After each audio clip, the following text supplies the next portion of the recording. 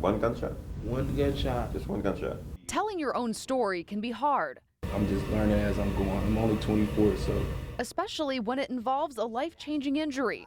But the young men in the Wheel Project are bravely doing just that, recording their first ever podcast. Young men of color who experience disability due to gun violence really have faced the most disparities. Mariah Iverson is the program manager for community engagement and research at the Medical College of Wisconsin. So this project is called the WHEEL program. WHEEL stands for We Heal Each and Every Life. When it started last February, her goal was to get these young men to increase their physical activity. But she quickly realized there's a need for so much more. There's just all sorts of barriers to employment, education, transportation. Iverson is helping the men create, including these art projects, the podcast. Oh, that's a good idea. And now they're writing grants to create more jobs and opportunities for research. I never thought about this whole situation, period, and why would I? Harvey Ross at Independence First is working with Iverson on the program. Mariah is probably in my top 5 people of all time that I ever met in my entire life. And the feeling is mutual, I text with these guys like real often. creating a place where these men can not only survive, but thrive. I think a lot of it has given the guys a different light on their lives. It has been like one of the most meaningful projects I've ever participated on. 3, 2, 1, and shake. Hi, my name's Elijah. 20 students from Milwaukee College Prep, all dressed in their best, came to impress at Godfrey and Kahn. Going good. It's very challenging, but it's very fun and it's a good experience. Elijah Taylor is one of the finalists who made it here for the Amazing Shake competition. Marvin Bynum is the attorney who brought it to the law firm. The first year we did it, everybody fell in love. Fell in love with the kids, fell in love with the entire concept, which is really just to help these kids develop these soft skills. Soft skills, a good handshake, eye contact, small talk, things these students need for their futures, college interviews and job interviews. And sometimes that makes all the difference on first impressions and lasting impressions. Bynum remembers being a shy kid on the other side of that handshake. You know, I was a smart kid and I liked people, but I was a little bit nervous in a one-on-one setting, and so I would have loved to have had something like this to help me get better at that, at that age. What would you say would be the craziest dish you have cooked? Oh, the craziest. And that's exactly what Elijah is learning. And so it just really prepares us for the world in the future and future opportunities. Give it up for Elijah Taylor. His skills got him to the next level of the competition I think that's the biggest thing, is just sort of breaking down the barriers of the intimidation. and showing by example what's possible. I mean, you can have a really great job, work with really great people, just by being yourself and being confident. It was nice talking to you. Nice to meet you too. So red is rojo, right? It's pretty unusual to walk into a classroom and see kids learning sign language and Spanish at the same time. But it's the norm here at Every Child's Place. There's nothing more beautiful than seeing a child learn how to communicate with his or her friends. Every child at this inclusive learning center in Kenosha learns sign language and a whole lot more. Our mission statement is that everyone must feel a sense of belonging. Executive Director Ginny Bridges spent 30 years as a speech pathologist.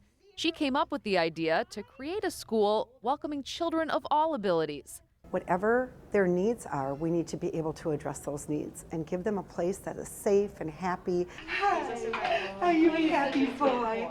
The big smiles say it all, and the kids aren't shy when it comes to learning about differences. They will come right out and ask, why does he have that tube in his tummy? Why does he need that? And part of our education here is that we teach the children to ask those questions. Tony, do you want to come help build a tower with Elijah? Patrice Boswell has worked here for 11 years. She says Bridges' passion for kids can be seen in everything they do. And I feel like with her bringing this vision to life, she has really created a place in the community that has been able to be a pillar here. Teaching patience and acceptance, one day at a time. I'm absolutely amazed by the miracles that happen here every day. Maxine Fleury and Bonnie Kiss walked through life as the best of friends, but when they started their breast cancer journeys, at times they felt alone. I was diagnosed in 2013. I found out a week before my 47th birthday. Bonnie got the news in 2016. It was 5 days before Christmas, 7 days before my 59th birthday. But they found support and each other when they volunteered for Komen, Wisconsin. You support each other and you listen to each other and you encourage each other. Now their friendship plays out like a photo album. Each picture a snapshot of giving back. They've raised money holding a cookout at Sendik's and worked the Milwaukee Milkmen game. Bonnie right by Max's side as she threw out the first pitch. She claims she had a baseball injury, so she couldn't. They realized right away they're kindred spirits. Anything you can think of having done, you ask her, it's done, and it's done well. They even have survivor tattoos in the same place and a matching desire to give back. All I need to do is call her up and say, hey, you want to do this? And it's like no thought into it. Yes, I want to help. Bonnie and Max both have teams in this year's More Than Pink Walk. Team Forever Grateful and Team Despicable C, complete with pink minions. They've raised thousands of dollars to help women and men battling breast cancer, sharing friendship and purpose. To be able to help somebody get that treatment is like the world. This looks wonderful. Thank you so much. Everyone at Kathy's house is glad to see Kay Jensen coming. That's because her hands are usually full of a big box of cookies. This morning I brought birthday cake cookies here. I bring a couple different kinds, but that's definitely like a newer kind that I make. These colorful cookies would brighten anyone's day, but they take on special meaning here. How long are you here for, do you know? I have 7 treatments left to go out of 42, so I'm done next Friday. Comfort foods are really important for people going through tough times, and you wouldn't be here if you weren't going through tough times. Board member Carolyn Bellin says Kathy's house is a home away from home for those who've traveled here for medical care. And a homemade treat is a small comfort that can make a big difference. The guests say that it's a really wonderful to open the door and to smell something freshly baked or freshly cooked. Jensen has been a nurse at Freighter since 2001. It was very common that I would have, like, let's say 5 to 7 patients in that week and not one of them be from the Milwaukee area. And she's volunteered since her teen years. Before I was even 16, I worked as a volunteer in a hospital. They used to call them candy stripers way back then. From candy striper to cookies, Jensen's helping others, one sweet gesture at a time. I like a good sturdy cookie. Even if people don't want to eat the whole thing right away, they'll wrap it in a napkin or finish it up later. But rarely ever does somebody not finish the cookie. They usually eat the whole thing. Very good.